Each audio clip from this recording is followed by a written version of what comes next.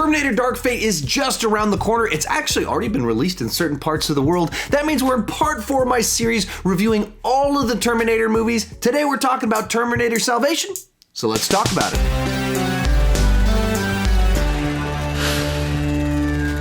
Hi, my name is Sean, and I started this channel because I love talking about movies way too much. With that in mind, go ahead and join me down below in the comment section. Share your take on Terminator Salvation. This is a spoiler review, so go into as many specifics as you want to.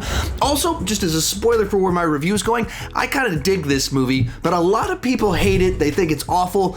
I'm curious about that. Why do you hate Terminator Salvation, or why do you just think it's an awful movie? I would love to hear your take if that's where you're at, or you like me and kind of like the movie a little bit. Let's have a nice lively discussion. Also, after we're done with this video, check out my buddy Cody Leach and my buddy Durbin's videos. They also are reviewing the Terminator movies at the same time. If you head on over to their channel, be sure to tell them in the comment section that I sent you.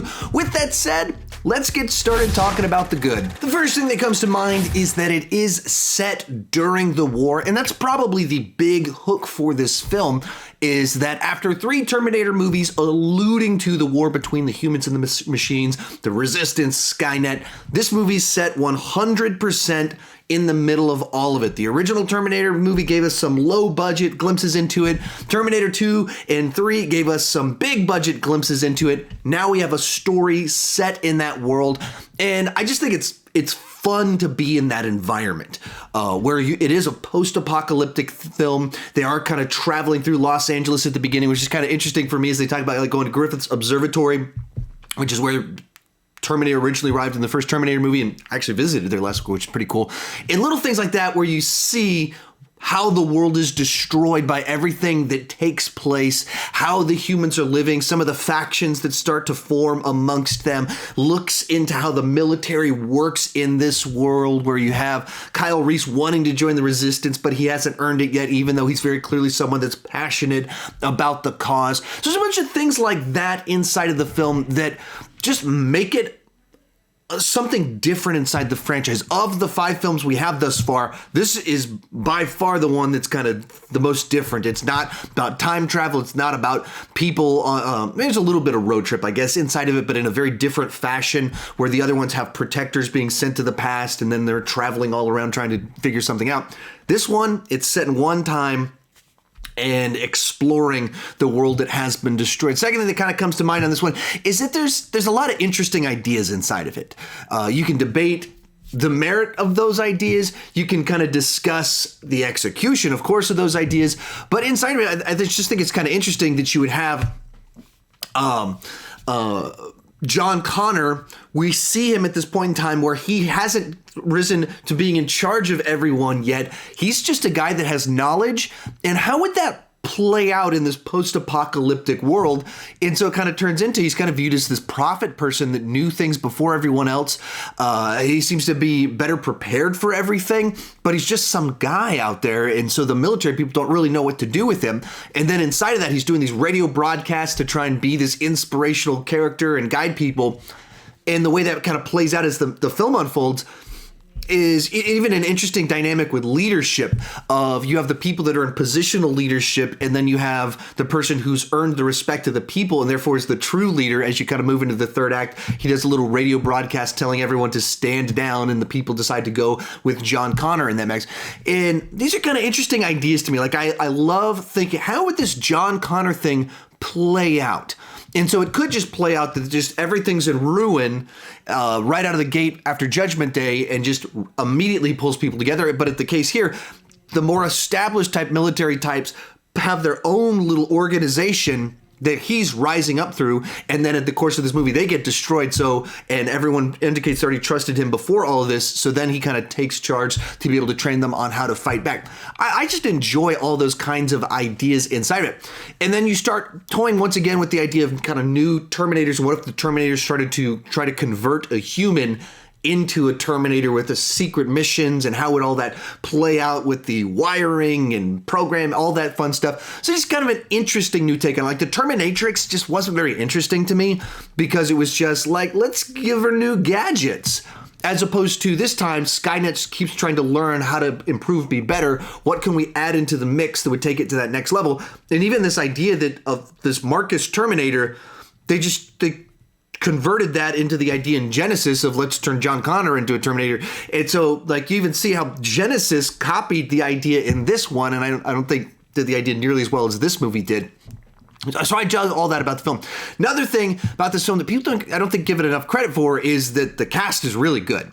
They got a great set of actors. Now, maybe all these actors aren't giving their best performance that they've ever given, but they're very solid people for these roles. Right off the bat, we'll just talk about having Christian Bale as John Connor makes a whole lot more sense to me than Nick Stahl or Jason Clarke in those roles. You can buy him as the guy that is this conflicted guy rising up through the ranks trying to pull people together as a radio show host. You can buy him as the guy that's barking orders, of course, as the hero. That's very easy to buy him in those roles.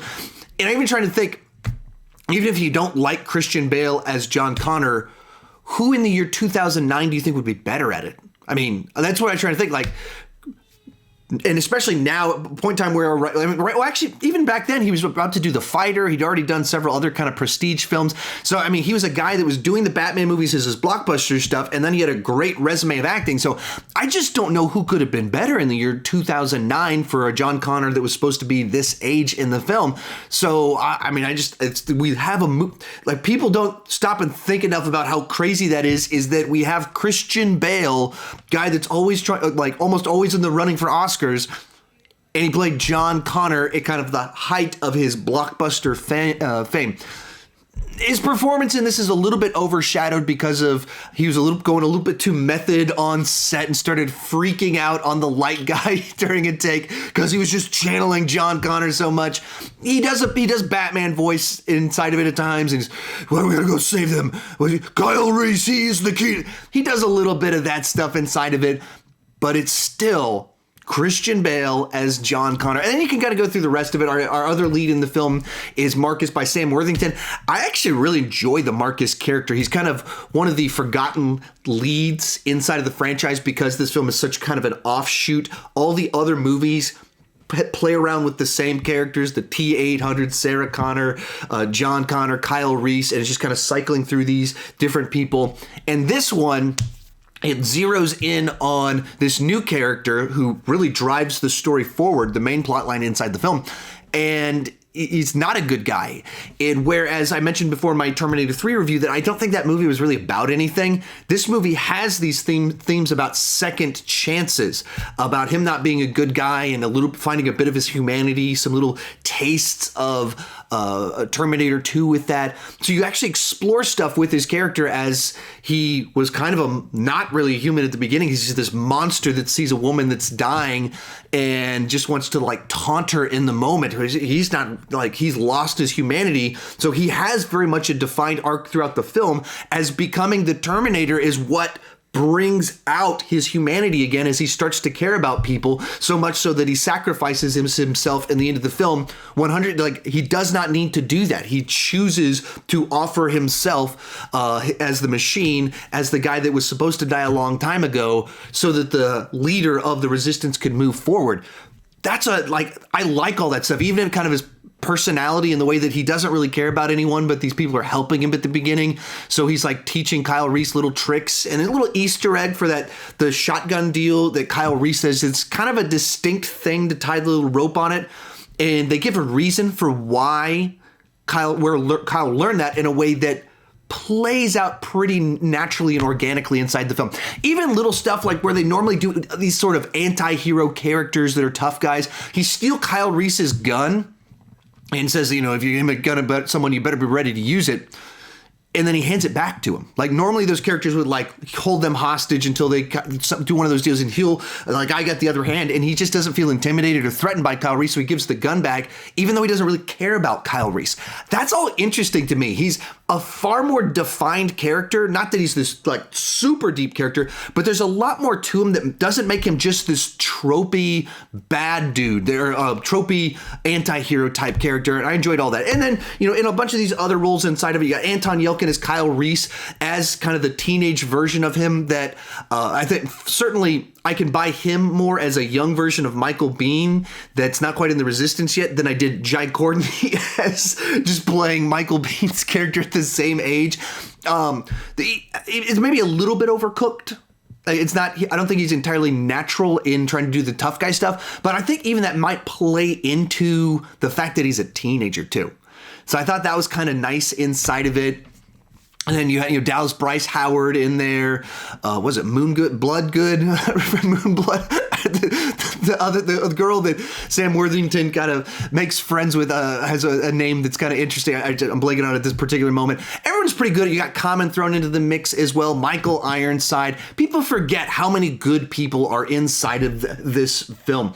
And finally, Mick G as a director. He's got his faults. He's not known for his depth, but he is known for his visual flair, and the action's handled pretty nicely here. It's not shaky cam. You can follow what's happening. When something blows up, you know what it is. When someone hits something, you know what they're hitting. So the action's pretty exciting inside of it, and there's several things inside in the movie that are actually kind of memorable as you think about specific sequences with the action and how it kind of played out. From there, let's move on to the mixed aspects of the film. The big one here isn't actually the movie itself. It's the trailer for the movie, and this one has one of the absolute worst examples of a trailer spoiling the plot of the movie that I've ever seen. The movie itself makes Marcus kind of mysterious. Like, what's going on? Why did this guy wake up decades later and he looks the same? Was he cryogenically frozen? How does he tie in with the Terminators? What exactly is happening here? And you go through the film and you see him do some feats of strength that make you hint okay, clearly this guy's amped up, and both in his ability to punch people, his lack of fear of being shot at by machine guns. He falls off of a jet and bounces off of water and he keeps going. There's a bunch of stuff like that where you're like, okay, where's this headed to? But if you watch the movie, you get to the point in time where they start walking across a minefield, and it hints at the fact that they're magnetic. It's only supposed to catch Terminators. He doesn't know this, and so then in the movie, it's a reveal. Here's what's really going on. He's a Terminator with metal on the inside, and a mine hits him and blows him to pieces. The trailer shows him in the movie. It makes this big point of him hung up with the chains, shows the exposed stomach. John Connor's going, "What are you?" In which case, that's the big reveal of the film.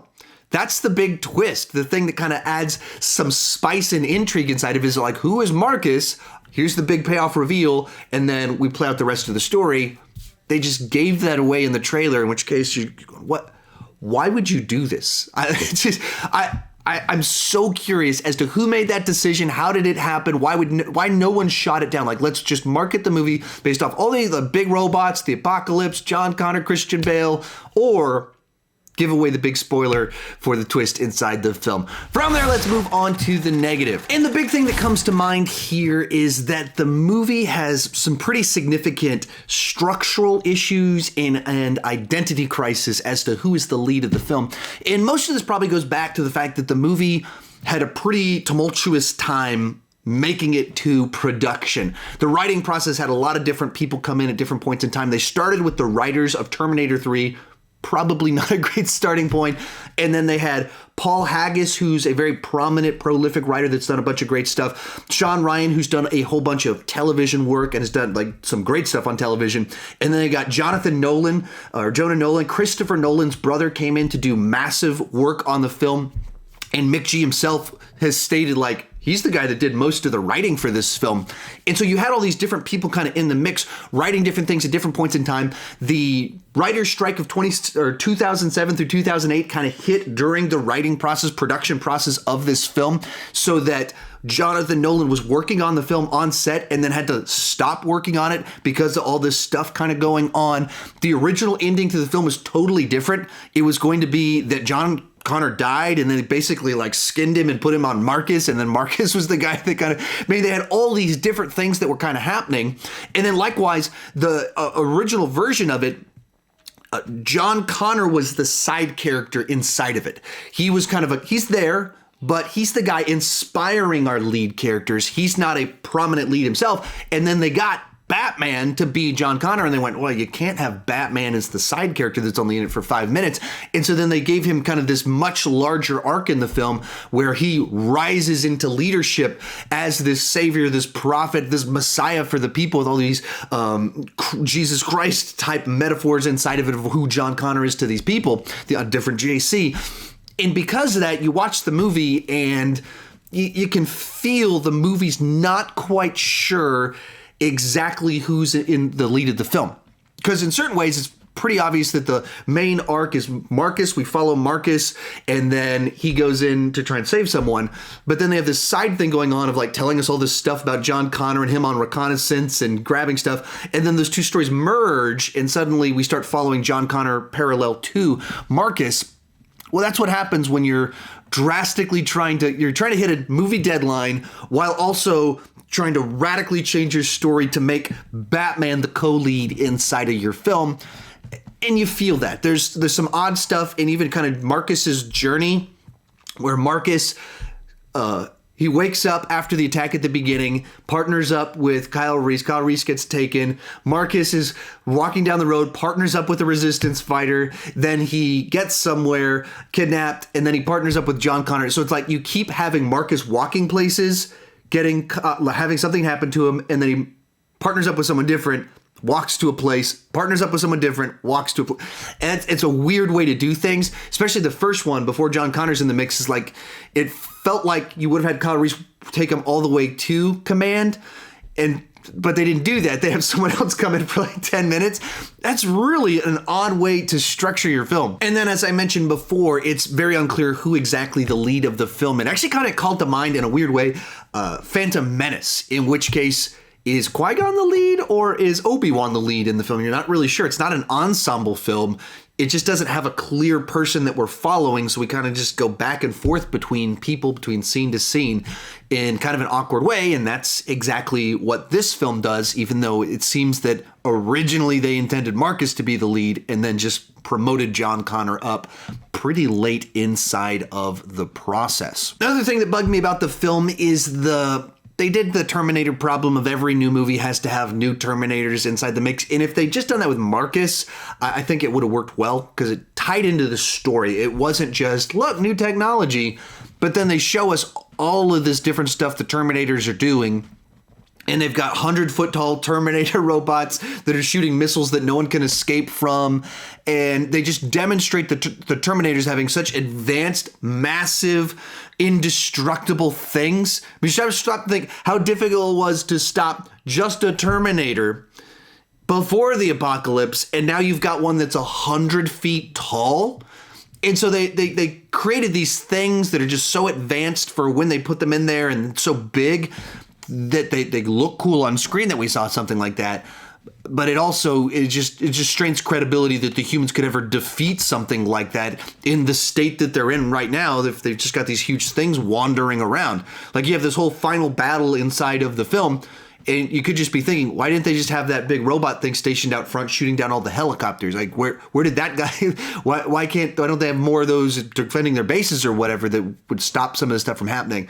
This is kind of an issue with it. Another one that comes to mind is they tried to do this nice T-800 Arnold Schwarzenegger callback, and at the time Arnold was the governor of California, so he couldn't act in the film, and even if he could act in the film, that was the year that he turned 60, or he turned 60, he was 62 at that point in time, so, or he would have been 61 when they did the filming, so kind of a problem to have him trying to play himself at 35 years old when he's 60 years old and has been the governor and can't just hit the gym to look like a bodybuilder again.